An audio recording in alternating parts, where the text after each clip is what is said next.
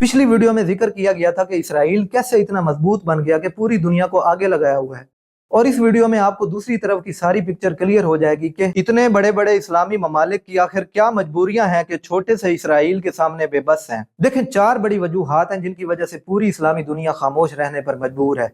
इन 4 वजूहात को डिटेल से जिक्र करते हैं, आपके सामने सारी पिक्चर क्लियर हो जाएगी। इस्लामी दुनिया पर नजर डाले तो इंडोनेशिया से मोरक्को बड़े बड़े इस्लामी ममालिक नजर आते हैं। इनके बॉर्डर्स भी एक साथ हैं, जियोग्राफिकली भी दुनिया के मरकज में हैं, लेकिन आज तक इनका यूरोपियन यूनियन जैसा तगड़ा इत्तेहाद नहीं बन सका। इस्लामी मुल्कों की नुमाइंदगी के लिए organisation of Islamic corporation OIC भी मौजूद है, लेकिन रस्मी मजम्मत से बढ़कर कोई भी एक्शन लेने से कासिर है। 57 इस्लामी ममालिक की मिसाल एक थके हुए, हारे हुए और टूटे हुए शेर की मानद है। एक वक्त था कि मुसलमानों का तोती बोलता था। एक ही वक्त में 3 बरआज़मों एशिया, अफ्रीका और यूरोप में मुसलमानों की शानदार हुकूमतें कायम थीं। उमैयद कैलिफेट, अब्बासिड कैलिफेट और ऑटोमन एम्पायर ने 1000 से ज़ायद अरसे तक राज किया। मुसलमानों के पास साइंस, अलजबरा, आर्किटेक्चर सब कुछ था, लेकिन फिर मुसलमान गाफिल हो गए और यहूदी आगे बढ़ते चले गए। यहूदियों ने अपने आप को साइंस, मैथमेटिक्स और टेक्नोलॉजी में बहुत ज्यादा मजबूत किया। अलजबरा की इब्तदा तो मुसलमान मोहम्मद अल खारज़मी ने की, लेकिन इंतहा यहूदियों ने कर दी। आज ज्यादातर टेक्नोलॉजी अलजबरा के असूलों पर ही बेस कर रही है और सारी टेक्नोलॉजी ज्यूज के पास है। इस वक्त दुनिया में 1 अरब 80 करोड़ मुसलमान हैं, जो कि दुनिया की आबादी का तकरीबन 25% बनते हैं। और ज्यूज की बात की जाए तो पूरी दुनिया में सिर्फ 1 करोड़ 50 लाख यानी कि 15 मिलियन ज्यूज हैं, जो कि दुनिया की आबादी का सिर्फ 0.2% है। मतलब अगर हम सिर्फ लाहौर शहर की आबादी देखें तो 13 मिलियन से कुछ ज्यादा है। इसका मतलब ये हुआ कि पूरी दुनिया के ज्यूज लाहौर शहर की आबादी से थोड़े से ज्यादा हैं,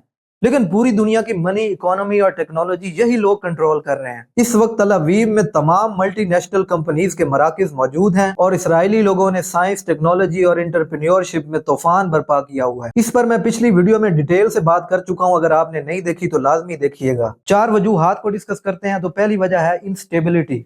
वर्ल्ड वार 1 और 2 के बाद वर्ल्ड ऑर्डर में बड़ी तब्दीली आई। जहां इन्हीं तब्दीलियों के दौरान भारत और पाकिस्तान अलग हुए, तो वहीं तकरीबन 700 साल से कायम ऑटोमन एम्पायर का भी खात्मा हो गया। उसके बाद से तमाम इस्लामी ममालिक किसी न किसी लिहाज से इंस्टेबिलिटी का शिकार हैं। कहीं इकोनॉमिक चैलेंजेस हैं तो कहीं सेक्टेरियन इशूज हैं। कुछ मुल्क टेररिज्म से लड़ रहे हैं तो कुछ बैरूनी दबाव भी फेस कर रहे हैं। 57 इस्लामी ममालिक में सिर्फ 3 मुल्क ऐसे हैं जो कि कुछ काबिल जिक्र आर्मी रखते हैं, पाकिस्तान, टर्की और ईरान। लेकिन ये तीनों मुल्क किसी न किसी और इकोनॉमिक या पॉलिटिकल इश्यूज में फंसे हैं। पाकिस्तान की बात करें तो वाहिद इस्लामिक एटॉमिक पावर है, लेकिन जब से वजूद में आया है इसकी इकोनॉमी हिचकोले खाए जा रही है। पिछले 76 सालों में 22 बार IMF से लोन ले चुका है। ईरान पर भी कई पाबंदियां लगी हैं, क्योंकि एक तो वो न्यूक्लियर प्रोग्राम पे काम कर रहा है और दूसरा मुख्तलिफ फाइटर ग्रुप्स जैसा कि हमास और हिजबुल्लाह वगैरह को सपोर्ट करता रहता है। टर्की की बात करें तो ऑटोमन एम्पायर के खात्मे के बाद कई मुआहदों में बंधा हुआ है, क्योंकि मुस्तफा कमाल पाशा ने एक मॉडर्न और सेकुलर टर्की की बुनियाद रखी थी और उस दौर की गई लीगल रिफॉर्म्स का असर अभी तक मौजूद है। लेकिन मौजूदा तैयब उर्दगान की कोशिशों से टर्की में दोबारा इस्लामी रूह वापस आना शुरू हुई है। इन 3 मुल्कों के अलावा इजिप्ट और सऊदी अरेबिया भी स्ट्रॉन्ग आर्मी रखते हैं, लेकिन इजिप्ट इसराइल के साथ ताल्लुकात नॉर्मलाइज कर चुका है और सऊदी अरेबिया के कुछ और मामलात हैं। देखें, सऊदी अरेबिया, UAE, कतर वगैरह के पास पैसा तो बहुत है, आर्मी भी है, हथियार भी हैं, लेकिन इनकी प्रायोरिटीज कुछ और बन चुकी हैं। ये कंट्रीज अब ग्लोबल मार्केट्स और बिजनेस हब बन चुकी हैं, तो इनका फोकस बिजनेस और डेवलपमेंट पर है, बजाय किसी से ताल्लुकात खराब करने के।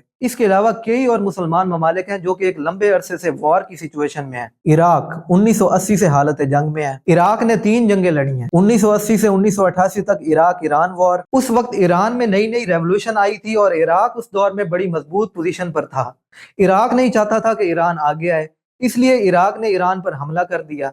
ये जंग 8 साल तक जारी रही और फिर 1990 में गल्फ वॉर शुरू हो गई, जिसमें इराक ने कुवैत पर अटैक करते हुए ये क्लेम किया कि कुवैत हिस्टोरिकली इराक का हिस्सा था। और इस हमले के पीछे एक बड़ी वजह यह भी थी कि कुवैत ऑयल की ओवर प्रोड्यूसिंग कर रहा था, जिसकी वजह से आलमी सतह पर ऑयल की प्राइसेस लो हो रही थी और इराक की इकोनॉमी पर बड़ा इम्पैक्ट पड़ रहा था। ये जंग बढ़ती गई और इसमें सऊदी अरेबिया, US, UK और फ्रांस समेत 42 ममालिक इराक के खिलाफ खड़े हो गए। और 2003 से 2011 इराक वॉर, जो कि सद्दाम हुसैन की रिजीम चेंज के बाद शुरू हुई और अभी भी शिया सुन्नी बुनियादों पर सेक्टेरियन टेंशन चल रही हैं। अफगानिस्तान कुछ बताने की जरूरत नहीं है। 1989 से 1999 सोवियत यूनियन के साथ लड़ाई हुई, जिसकी बड़ी वजह यह थी कि 1989 में अफगानिस्तान में नूर मोहम्मद तरकई की कम्युनिस्ट गवर्नमेंट आई जो कि सोशलिस्ट और सेकुलर पॉलिसीज बना रही थी, तो अफगान सोसाइटी और मुख्तलिफ ग्रुपों की तरफ से इस गवर्नमेंट को अपोज किया जाने लगा। सोवियत यूनियन कम्युनिस्ट गवर्नमेंट की सपोर्ट में था और जब उसे खतरा महसूस हुआ कि मज़ाहमत बढ़ रही है और हुकूमत टूट सकती है,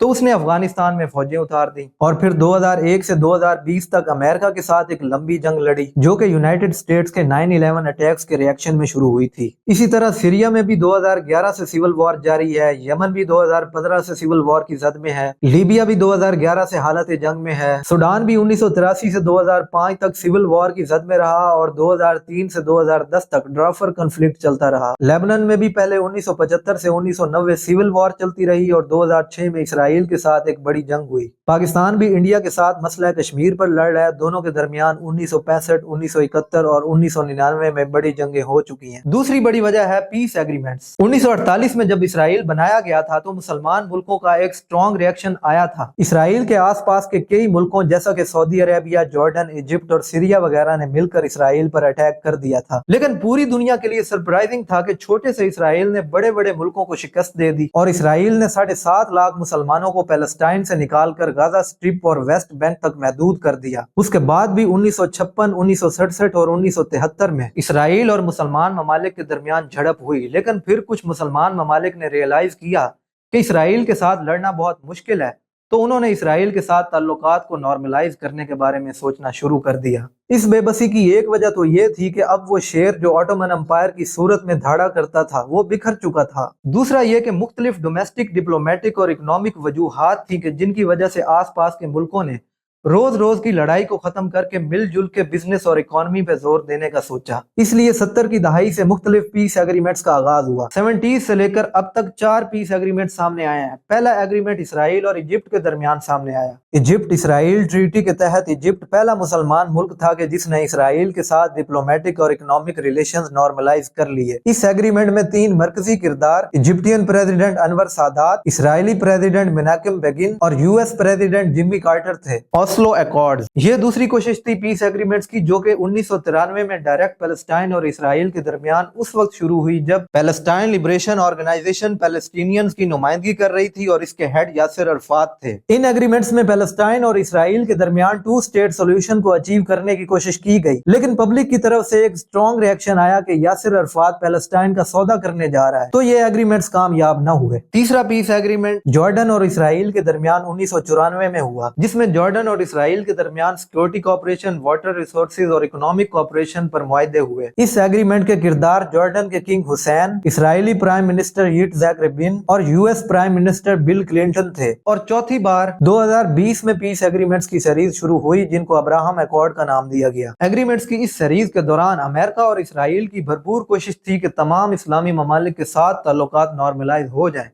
इस मकसद के लिए मुख्तलिफ मुल्कों पे अमेरिका का दबाव भी आया, जिनमें पाकिस्तान भी शामिल है। ये सब करने के लिए मुख्तलिफ मुल्कों को मुख्तलिफ फायदे देने की भी लालच दी गई, जैसा कि सूडान से कहा गया कि उसको यूएस की टेररिस्ट सप्लायर लिस्ट से निकाल दिया जाएगा अगर वो इसराइल को तस्लीम कर ले। और इन्हीं कोशिशों के बदले 4 मुल्कों यूएई, सूडान, बहरेन और मोरक्को की तरफ से इसराइल को तस्लीम कर लिया गया। लेकिन उसके बाद 2021 और अभी 2023 में पैलेस्टाइन और इसराइल के दरमियान जब क्राइसिस मजीद शिद्दत इख्तियार कर चुके हैं, तो ये कोशिश भी फेल हो चुकी है, क्योंकि अभी मुमकिन था कि सऊदी अरेबिया बहुत जल्द इसराइल को तस्लीम कर लेता, तो उसके बाद सूरत हाल यकसर बदल जाती और मुमकिन था कि एक के बाद दूसरा इस्लामी मुल्क इसराइल को तस्लीम करते चले जाते। तीसरी बड़ी वजह है business and trade agreements. Saudi Arabia और यूएई ऑयल के बड़े प्रोड्यूसर हैं और यूएस इनका सबसे बड़ा खरीदार है। सऊदी अरेबिया और यूएई क्रूड ऑयल की रिलायबल सप्लाई देते हैं और यूएस बदले में सिक्योरिटी फराहम करता है। मजीद ये कि ऑयल इंडस्ट्री के लिए सारी टेक्नोलॉजी भी यूएस और इसराइल से आती है। ऑयल एक्सप्लोरेशन टेक्निक्स जैसा कि seismic imaging, reservoir modelling, drilling, hydraulic fracturing, इसके अलावा डिजिटल आउटफील्ड टेक्नोलॉजीज जैसा कि data analytics, sensors, real time monitoring और फिर रिफाइनिंग टेक्नोलॉजीज, एनवायरमेंटल टेक्नोलॉजीज, ये सब अमेरिका के पास हैं।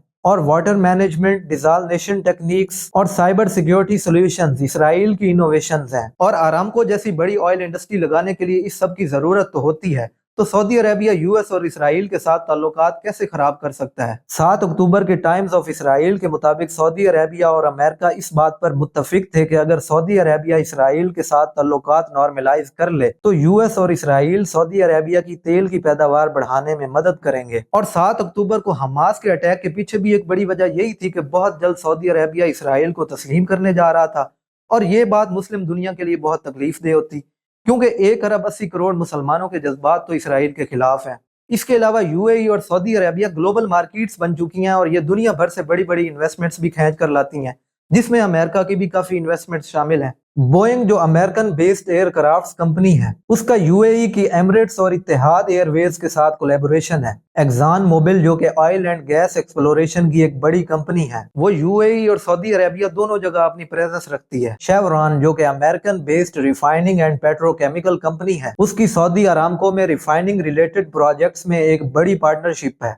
Lockheed American based aerospace and defence company है, वो सऊदी अरेबिया को मिलिट्री हथियार और टेक्नोलॉजीज देती है। जनरल इलेक्ट्रिक सऊदी अरब को एनर्जी, हेल्थ केयर और एविएशन में सर्विसेज और टेक्नोलॉजी दे रही है, ये भी अमेरिकन कंपनी है।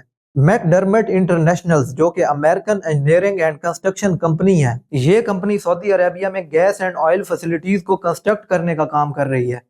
एक और American company city group Saudi Arabia में फाइनेंशियल सर्विसेज प्रोवाइड कर रही है। इसके अलावा भी एक लंबी लिस्ट है, लेकिन मोटी मोटी बात यह है कि यूएस और गल्फ के आपस में बड़े स्केल के तिजारती मफादात जुड़े हैं। यही वजह है कि यूएई और सऊदी अरेबिया पैलेस्टाइन इशू पर खुलकर सामने नहीं आते। इन तिजारती ताल्लुकात में इसराइल भी कहीं ओपनली और कहीं खुफिया तौर पर इनके साथ लिंक्ड है, लेकिन अमेरिका की भरपूर कोशिश है कि तमाम इस्लामी ममालिक के ताल्लुकात इसराइल के साथ नॉर्मल हो जाएं। यूएई और सऊदी अरेबिया के अलावा भी जिन मुसलमान मुल्कों के ताल्लुकात इसराइल के साथ नॉर्मल हो चुके हैं, जैसा कि Egypt, Bahrain, Jordan, Sudan, Morocco वगैरह, इनके साथ इसराइल के काफी सारे डिप्लोमेटिक, इकोनॉमिक, सिक्योरिटी और डिफेंस रिलेटेड एग्रीमेंट्स मौजूद हैं। चौथी बड़ी वजह है डिफेंस एग्रीमेंट्स। अमेरिका के सऊदी अरेबिया और यूएई के साथ सिक्योरिटी और डिफेंस के कई मुआहदे हैं, बल्कि यूं कहिए कि इन दोनों मुल्कों की सिक्योरिटी अमेरिका के हाथ में है। दोनों मुल्कों को सबसे ज्यादा हथियार भी अमेरिका देता है। इन दोनों मुल्कों की यूएस के साथ 2010 में यूएस और सऊदी अरेबिया के दरमियान F-15 फाइटर जेट्स की डील हुई। 2017 में डोनाल्ड ट्रंप के सऊदी अरेबिया के विजिट के मौका पर एक बड़ी आर्म्स डील सामने आई, जिसमें एक बड़ी तादाद में मिलिट्री हथियार और third missile defence system Saudi Arabia को दिया गया। 2019 में यूएई और यूएस के दरमियान भी थर्ड मिसाइल डिफेंस सिस्टम की डील सामने आई, और इसी तरह 2020 में यूएई और यूएस के दरमियान $23 बिलियन के बदले F-35 फाइटर जेट्स की डील सामने आई। मोटी मोटी बात यह है कि मफादात की एक लंबी लिस्ट है जो कि इन मुल्कों के आपस में जुड़े हैं। यही वजह है कि 57 इस्लामी ममालिक से लेकर OIC सब इस मामले पर खामोश रहते हैं। हुकूमतें कुछ और सोचती हैं, लेकिन अवाम कुछ और सोचती है। लेकिन इस कशमकश में जिस लेवल के ह्यूमैनिटेरियन क्राइसिस पैदा हो रहे हैं वो बहुत गंभीर है। Thank you.